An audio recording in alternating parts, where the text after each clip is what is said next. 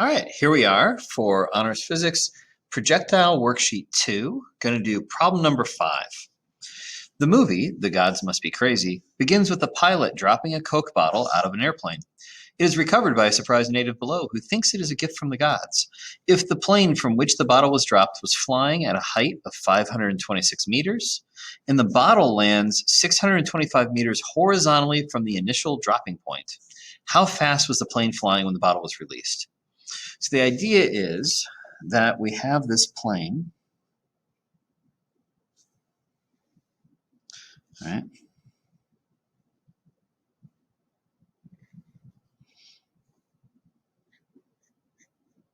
Okay, and the pilot drops this bottle out.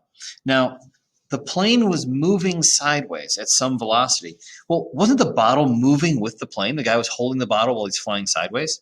So the bottle is going to have some initial sideways velocity, okay, when he lets go of it. So say he reaches out the window and releases this bottle. Can I draw the trademarked shape of a Coke bottle? And the answer is, that's not so bad. It's a little big, but what are you going to do? So that bottle, right, is going to follow. Let's see here. Its initial velocity is sideways. It's got a horizontal velocity, the same as the velocity of the plane. And that's how we're going to solve this. And so you say, hey, that horizontal velocity is what we're trying to find, that initial velocity. I know that it's going to immediately start to fall, but it's going from a sideways motion. It's going to start falling immediately. It's going to follow some sort of a path like this. And we are told that it's going to land a distance, let's see here. We're starting off at a height of 526 meters. And it's going to land horizontally out 625 meters ahead from where it was released. And from this, we're supposed to find this initial velocity. So to solve, I'm going to make my chart of horizontal and vertical values. There we go. Assigning values to variables. A, V naught, V, displacement and time. A, V naught, V, displacement and time. Wonk, wonk, whook, whook, because I know that's 0. Wonk, wonk, wonk, wonk, wonk, wonk, wonk, wonk, wonk, wonk, wonk, wonk. And I know this is going to be a negative 9.8 meters per second squared. Again, presuming that I am calling up and right positive, so down and left is negative. Okay.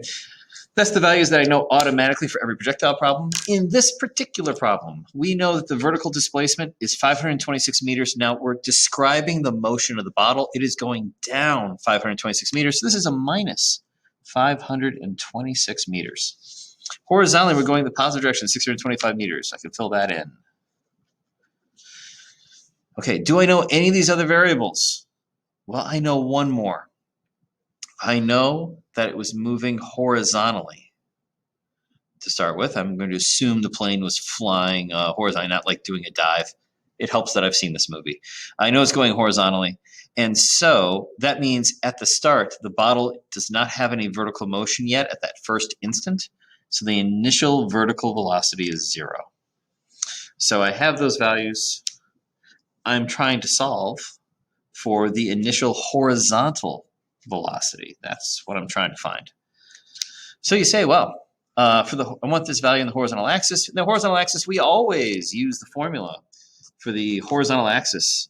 Displacement is velocity times time, because that's the constant velocity equation. It's the only equation that works for horizontal velocity. So you say, okay, now I'm trying to find, I know the delta x. I'm trying to find the v. Oh, I don't know the t yet either. That's two things that I don't know, v and t. But I do know delta x. So if I could find t, then I would have delta x and t. I could solve for the v. So I got to find the time. I'm going to find the time from the vertical axis. And you say, now in the vertical axis, I have a, v naught, delta y, looking for t. I want the formula that doesn't have v. That is going to be this one. Delta y equals v naught t plus 1/2 at squared. Substitute in my values. Hey, I spot right away that the vertical velocity in the y is 0, so this term is going to drop out because v naught is 0. So I'm just going to have delta y is 1/2 at squared. I could just rearrange my variables and substitute across, but I'm just going to put my values in just right away here this time. Negative 526 equals, in this term, 0. Then it's 1/2 negative 9.8 t squared. Okay. From this equation, I can solve for t. Note that the two negatives are going to cancel, so the square root is going to work out just fine. Half of negative 9.8 is negative 4.9. 526 over 4.9. Take my square root. That would be my time.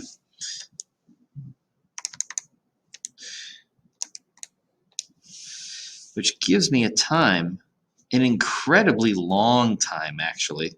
Like, holy cow, that's a troublingly long time.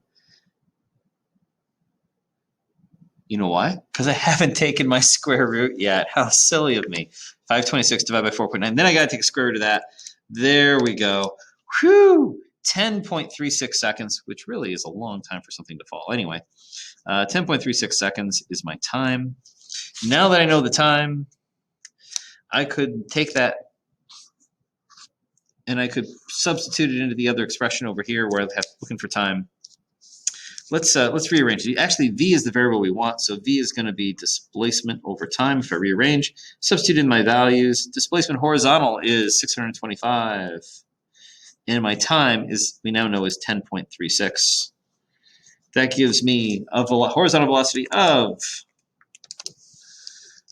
60.3 meters per second, which,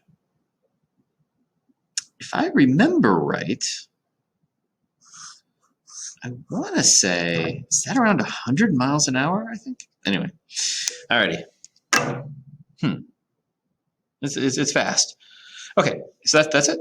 That's problem number 5.